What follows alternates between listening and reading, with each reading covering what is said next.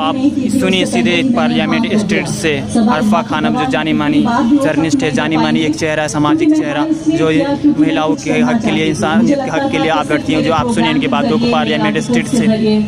और social media पे expressions के जरिए हम अपनी बात पूरी नहीं कर पा रहे हैं। जब तक हम फेस टू फेस, आप इतने सारे सैकड़ों लोग मुझे यहाँ नजर आ रहे हैं, मैं इस मौके की तलाश में थी। बहुत बहुत शुक्रिया अदा करना चाहती हूँ सबसे पहले राहुल और सबा का कि उन्होंने ये मुझे मौका दिया कि मैं यहाँ हूँ आपके सामने फेस टू फेस और आपके साथ सॉलिडेरिटी, क्योंकि ये मसला मेरा आपका नहीं, हम सब का नहीं, बल्कि ये मसला हिंदुस्तान का है। ये मसला न सिर्फ हिंदू का है, मुसलमान का है, कांग्रेस पार्टी का है, बीजेपी का है, लेकिन ये हमारा और आपका मसला है। मैं यहाँ पर इसलिए आई हूँ ये बताने के लिए, मुझे नहीं पता कि मेरे यहाँ बोलने से या हम सब के यहाँ जमा होने से कुछ मसले हल हो जाएंगे या सत्ता के कानों तक आवाज़ पहुँच जाएगी, क्योंकि सत्ता के जो गलियारे हैं वो बहुत गहरे होते हैं और सत्ता के कान बहरे होते हैं। लेकिन मैं यहाँ बताने आई हूँ आप सब लोगों के साथ ये कहने कि मैं जिंदा हूँ।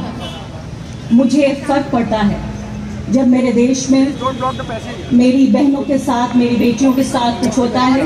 एक पत्रकार की हैसियत से मैं यहाँ हूँ, एक बेटी की माँ की हैसियत से यहाँ हूँ और एक उस सिटीजन की हैसियत से मैं यहाँ हूँ जो कि कल के भारत में अपना भविष्य देखती है, who has stakes in the future of India tomorrow.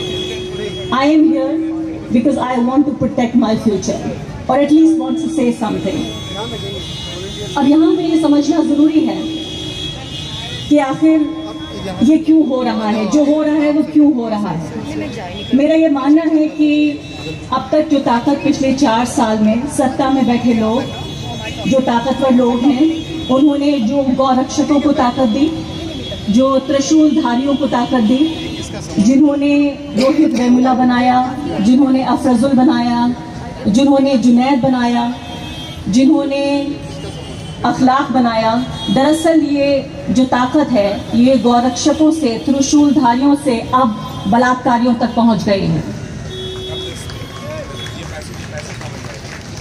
अब ये लोग मानने लगे हैं कि धर्म के नाम पर और राष्ट्रवाद के नाम पर ये जो चाहे कर सकते हैं। मुझे उन लोगों से बहुत ज्यादा प्रॉब्लम है जो ये कहते हैं कि इस पूरे मसले में आप हिंदू मुसलमान मत देखिए, इस पूरे मुद्दे में आप बीजेपी कांग्रेस मत देखिए, क्योंकि अगर आसिफा मुसलमान नहीं होती तो 90% से ज्यादा ये चांस था कि उसका बलात्कार नहीं होता।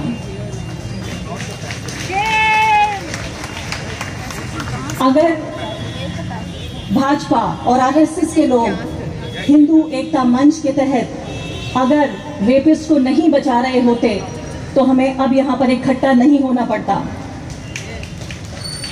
तो मुझे उन तमाम सेलिब्रिटीज से, उन तमाम बॉलीवुड के लोगों से, उन तमाम लोगों से जो समझते हैं कि it's very cool, it's fashionable, it's trendy to say that justice for Asifa, Asifa के साथ खड़े होना उनके लिए एक ट्रेंड होना। आप जैसे सुन रहे हैं कि अभी यहाँ पर अरफा खानम जो कि दवार के जानी मानी जर्नलिस्ट है, अपनी बात कर रही है पार्लियामेंट स्टेट उन्नाव और बहुत जरूरी है कि ये मसला हिंदू मुस्लिम का है, ये मसला भाजपा कांग्रेस का है। जब तक हम ये समझ नहीं पाएंगे कि समस्या क्या है, जब तक हमें ये समझ नहीं आएगा कि हम विरोध किस बात का कर रहे हैं, तो आखिर हम यहाँ आए क्यों हैं, हम किस बात का विरोध कर रहे हैं, क्या हमें ये नहीं पता? तो मैं चाहती हूँ कि जब हम आसिफा के साथ खड़े हों तो इस बात के लिए भी खड़े हों कि आसिफा का धर्म क्या था, आसिफा का कसूर, उसका दोष। वो कितना जानती थी इस्लाम के बारे में मैं नहीं जानती, लेकिन उसका दोष ये था कि वो एक मुसलमान थी। इस बाकी वाली कम्युनिटी को टारगेट करने का, I will listen to you. Let me finish. You will have your chance. You will have your chance. I promise you will have your chance. Promise. You will have your chance. Let me say, it's my turn. You will have your chance. तो ये मसला जरूर है ये समझना कि एक घोर कम्युनल, एक घोर सांप्रदायिक मुद्दे में अगर आप सांप्रदायिकता नहीं देख पा रहे हैं तो इसके लिए मैं दोषी नहीं हूँ, इसके लिए आपका नजरिया दोषी है। अगर एक घोर राजनीतिक मुद्दे में आप राजनीति नहीं देख पा रहे हैं तो इसके लिए मैं दोषी नहीं हूं, आपका नजरिया और आपकी शिक्षा दोषी है, आपकी परवरिश दोषी है।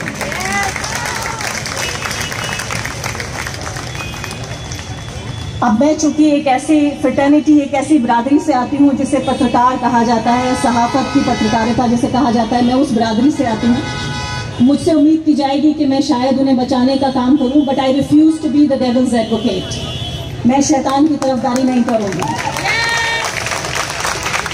मैं आपको ये बताऊंगी कि यहाँ तक पहुँचाने में मीडिया का क्या हाथ रहा है, आसिफा को आसिफा बनाने में, और उन्नाव की उस रेप पीड़िता जिसका हम नाम नहीं जानते और हमें नाम लेना भी नहीं चाहिए, उसको यहाँ तक लाने में आखिर मीडिया का हाथ क्या रहा है। 2014 से बहुत पहले 2012-13 के आसपास से ये भूमिका बन चुकी थी, कभी ताल ठोक के, कभी हल्ला बोल के। जिस तरह से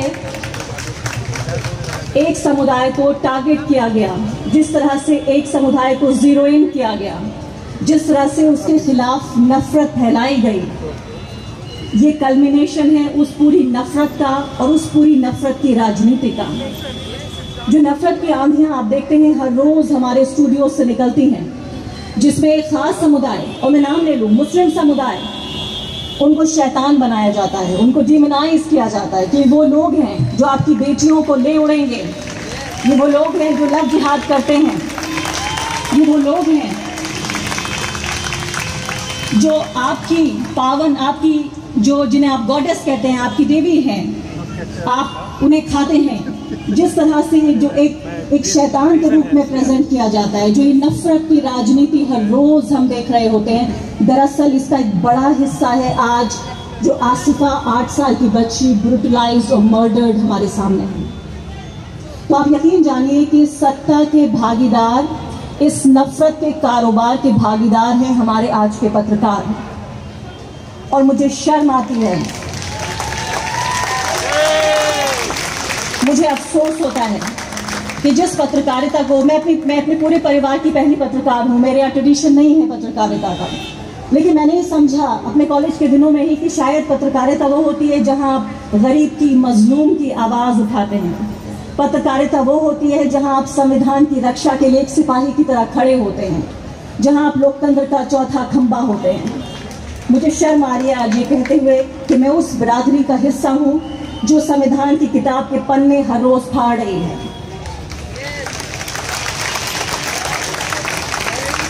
ये है पत्रकारिता के अंदर जो जिस तरह से आप सुन रही हैं आरिफा खानम का पत्रकारिता किस हद तक गिर चुकी है। तो बहरहाल आप देख रहे हैं सीधे तस्वीरें आप पार्लियामेंट स्ट्रीट से।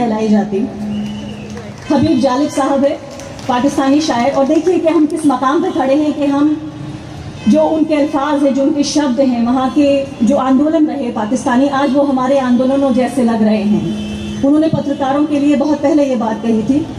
उनका कहना था, कौम की बेहतरी का छोड़ ख्याल, कौम यानी नेशन, राष्ट्र, कौम की बेहतरी का छोड़ ख्याल, फिक्र तामीर मुल्क दिल से निकाल, यानी नेशन बिल्डिंग का जो ख्याल है वो दिल से निकाल। तेरा परचम है तेरा दस्त सवाल, बेजमीरी का और क्या हो माल, अब कलम से इजार बंद ही डाल।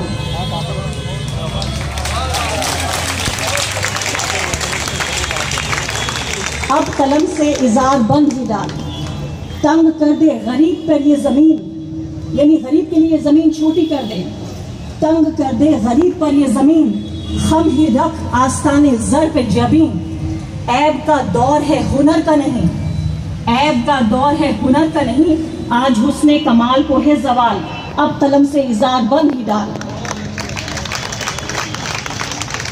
और आखिरी बात, लाख होठों पे दम हमारा हो, लाख होठों पे दम हमारा हो और दिल सुबह का सितारा हो, लाख होठों पे दम हमारा हो और दिल सुबह का सितारा हो, सामने मौत का नजारा हो, सामने मौत का नजारा हो, लिख यही ठीक है मरीज का हाल, अब कलम से इजार बंद ही डाल।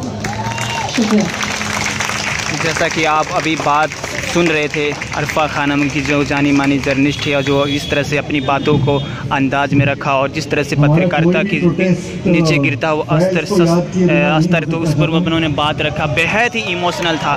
बहरहाल आप सीधे तस्वीरें देख रहे हैं सीधे तस्वीरें देख रहे हैं पार्लियामेंट स्ट्रीट से। यहाँ हजूम लगा हुआ है, justice for Asifa, justice for Unnao. तो बहरहाल जिस तरह से आप देख रही हैं तस्वीरें ने, ये कि सैलाब, एक जन सैलाब जो कि देना ही पड़ेगा इंसाफ, और जो रेपिस्ट है उनको फांसी देना ही पड़ेगा। बहरहाल आप सीधे देख रहे हैं तस्वीरें पार्लियामेंट स्ट्रीट दिल्ली से।